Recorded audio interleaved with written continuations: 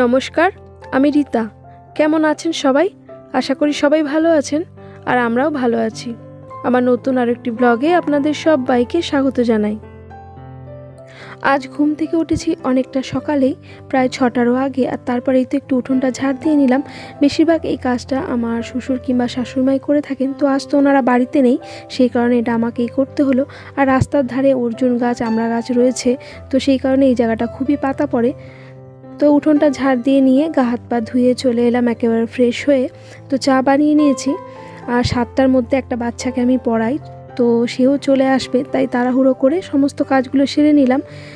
যে সমস্ত বাসন ছিল সেগুলো মেজে নিয়েছি, আর ঘরটাও ঝাড় দিয়ে নিয়েছি, তবে বিছানাটা এখনও গোছাতে পারিনি। আর পড়াতে পড়াতে এখানে রান্নাটাও চাপিয়ে দিয়েছি, কারণ আজকে সোনা এবং সোনার বাবা দুজনে একটু যাবে চুঁচুড়াতে, একটা অফিসিয়ালি ফর্ম ফিল আপ করার আছে, তো সেই কারণে। তো বাচ্চাটা তো নিচে বসে পড়ছে, আর ওকে আপনারা খুব ভালোভাবেই চেনেন, ও হচ্ছে ননি। আর আজকে ওরা বেরোবে বলে আমি গতকাল রাতে একটু বেশি করেই ভাত করে রেখে দিয়েছিলাম, শুধু রান্নার মধ্যে একটু ডাল করছি আর একটু আলু ভাজা, তো সেটাই করে নিয়েছি। আর এখন ওদের খেতেও দিয়ে দেবো, কারণ 9টার ট্রেনটা ওরা ধরে যাবে, তো সময়টাও হয়ে এসেছে, তাই ওকে কিছু একটা কাজ দিয়ে তারপরে এদের খেতে দিয়ে দিচ্ছি। আর একদিকে পড়ানো, তারপরে রান্না, আবার খেতে দেবো, এই সমস্ত ব্যস্ততার মধ্যে ভিডিও শ্যুট করাটা খুবই অসুবিধাজনক হয়ে পড়ে। তার ওপর হাজব্যান্ডও তাড়া দিচ্ছে, এই দেখুন না, ভাত বেড়ে রেডি করতে পারিনি, তার মধ্যে খাবারটা নিতে চলে এসেছে। তো আমি বললাম একটুখানি ধরো, আমার বন্ধুদের একটু শেয়ার করি, আর তাই তো এটা আবার রিপিট করেছিলাম, সেই জন্যই আপনাদের সঙ্গে শেয়ার করাটা সম্ভব হয়েছে। তো এখানে খেতে বসে দেখে জলের বোতলে জল দেওয়া হয়নি, তাই চটপট আবার জলটা নিয়ে আসতে গেলাম। আর খেতে বসে কি বলি, বারবার ঘড়ির দিকে তাকাচ্ছে, কারণ ফোন থেকে দেখে নিচ্ছে যে এতক্ষণে ট্রেনটা কোথায় এসে পৌঁছেছে। আর বেরোনোর আগে আমাকে মোটরটা সেট করে দিয়ে গেল, কারণ আজকে অনেকগুলোই জলের কাজ করতে হবে।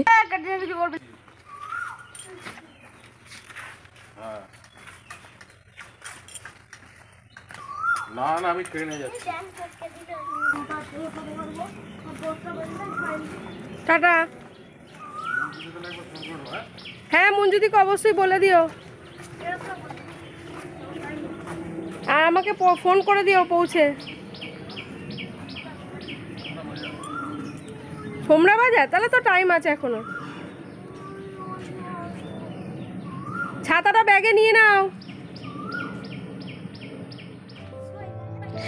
এরপর বেশ কিছুটা সময় কেটে গেছে, তো এখন সকাল প্রায় 10টা বাজে। ননিও পড়ে চলে গেছে অনেকক্ষণ, তো ঘরের বিছানাটা এখনও গোছানো হয়নি, তো সেটাই এখন একটু গুছিয়ে নেব, কারণ যতক্ষণ ওরা ছিল ততক্ষণে সত্যি কথা বলতে এদিকে তাকানোর এতটুকু সময় পাইনি। সংসারে যে সমস্ত কাজগুলো ছিল সেগুলো সেরেছি, আর এখন প্রায় অনেকটাই ফাঁকা লাগছে, কারণ ওরা তো কেউ নেই। আর এই ফাঁকা অবস্থায় কাজ করতে বেশ ভালো লাগে, মনে হয় যেন চারিদিকে ঝটপট করে দৌড়ে দৌড়ে কাজগুলো সেরে নিতে পারবো, আর সেটাই এখন করছি। এই তো আপনাদের সঙ্গে গল্প করতে করতে বিছানাটা আমার প্রায় গোছানো হয়ে গেছে।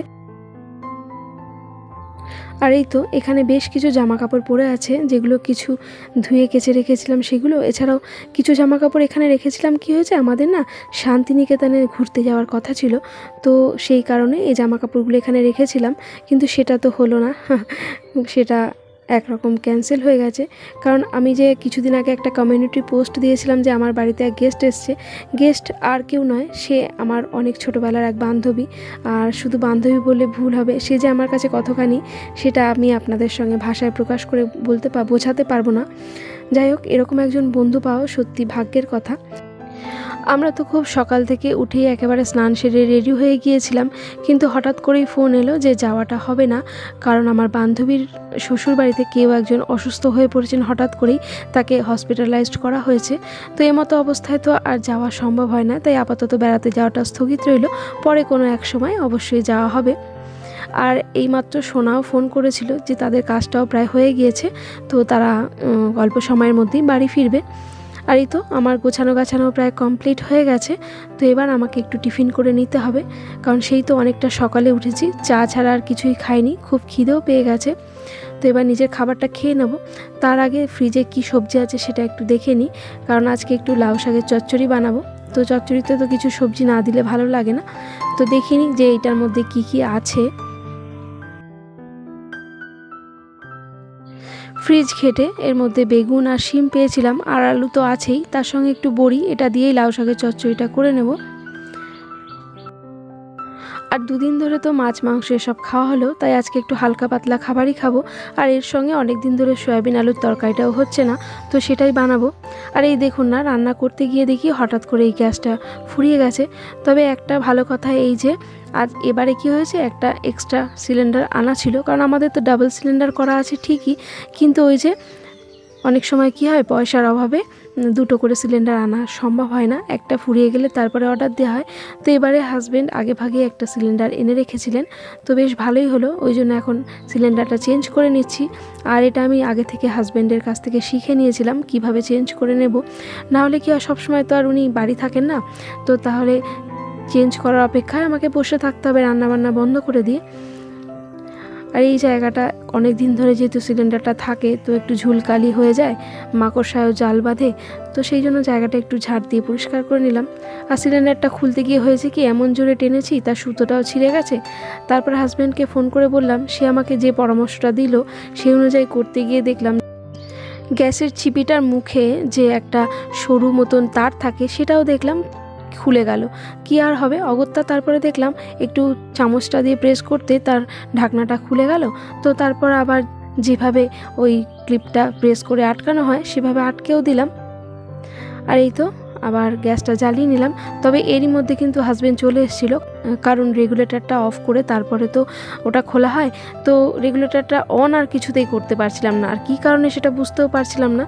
তারপরে দেখলাম হাজব্যান্ড চলে এসেছে, তো তাকে একটু হাত লাগাতেই হয়েছিল এই কাজটাতে।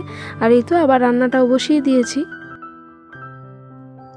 অন্যান্য সময় সিলিন্ডার বদল করতে গেলে আমার এতটা বেশি বেগ পেতে হয় না, এবারে যতটা আর কি কষ্ট হয়েছে, কারণ দু এক সময় হাজব্যান্ড থাকেন বাড়িতে, তো ওই করে দেয়, আবার এক এক সময় নিজেও করেছি।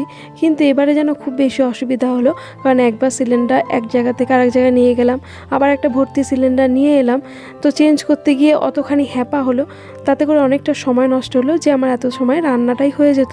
তো কী আর করা যাবে, অনেকটাই দেরি হয়ে গেল। আর তারপরে বেশ কিছু জিনিস ভিজিয়েছিলাম, আজকে ওয়েদারটা দেখলাম একটু ভালো আছে, কারণ এরপর আজকে সোনা স্কুল যায়নি, আবার আগামীকাল স্কুল যাবে, তা জামা কাপড়গুলো একটু ধুয়ে দিলাম। এইসব করতে নিতে অনেকটাই বেলা হয়ে গেছে। আর এখানে দেখুন গরুটা এমনভাবেই বেঁধেছে, ক্রমশই রাস্তার দিকে উঠে আসছিল, দেখে আমার একটু ভয়ও লাগছিল। আর কিছু জামা কাপড় তো গতকাল কেচেছিলাম, তো সেগুলো একটু ভেজা ভেজা ছিল, তাই আগে এসেই রাস্তায় মেলে দিয়েছিলাম, আর সেগুলো শুকিয়ে গেছে, তো ওগুলো তুলে একটা জায়গায় রাখলাম, আর বাকি যেগুলো এইমাত্র কেচে এনেছি সেগুলো মেলে দিলাম।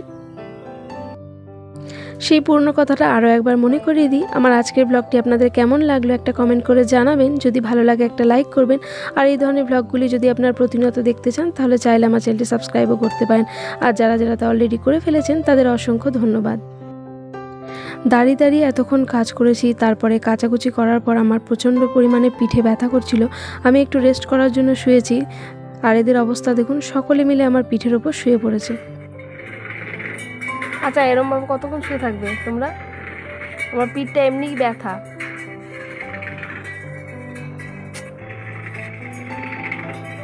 ওঠো, লাগছে। ভালো ওঠো ওঠো, কি জল দিয়ে দে। এই ওঠ, আমার পিঠে লাগছে, ওঠ।